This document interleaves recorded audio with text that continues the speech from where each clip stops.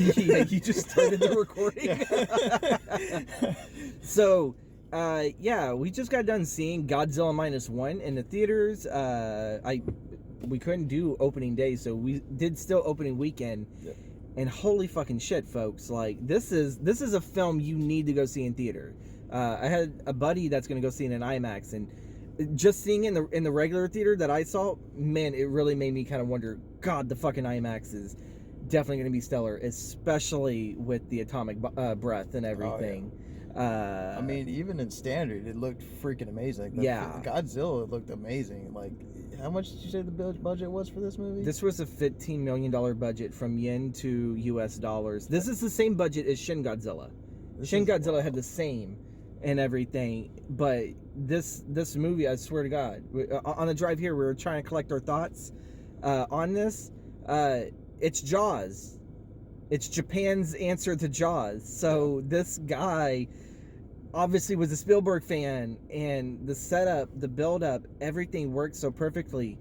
There's a love story that works so well in this. It's so tragic, and the main characters struggle throughout the entire movie. Like, you are invested in this guy's like fate, like, and everyone he like is trying to like tell him and like to help him move on. And you got the daughter and his wife, or it's not his wife, but like soon to be wife and soon everything. to be wife, but like this film has Spielberg all over it. Yeah, you could point out so many Spielberg references and everything, and there are so many homages to the original Godzilla. Yeah. Like, we won't get into spoilers. We'll actually save that for whenever we record our Christmas episode of Encore, and we'll get you a little bit more of a deep dive. So you'll have two presents. We'll be talking about Christmas Vacation, but first, Godzilla -1. Yeah. The ending, Chris. Just a beautiful film. The end. It is a beautiful. It was so beautiful that a seat over me, there was this girl just sobbing into her man's chest and just beating his arm like she could not believe it. And the first thing I can think of is she loves Korean dramas.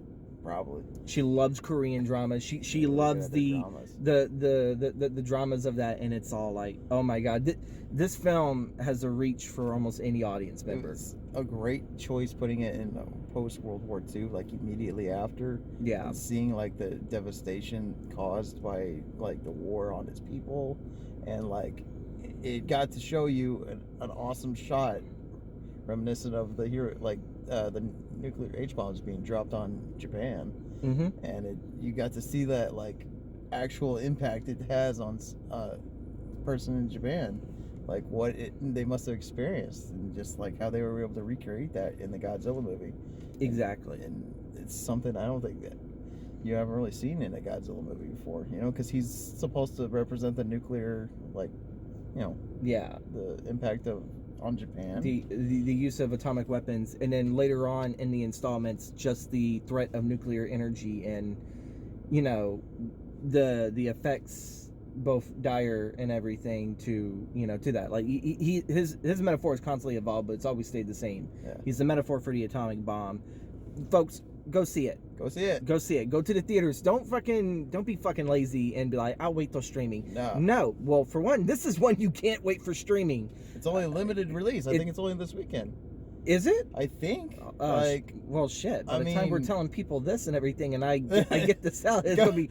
I mean, I really hope it lasts like an extra weekend, because maybe like if this has enough numbers and meets the box office expectations or exceeds them, well, they might have an extended release. So I checked earlier.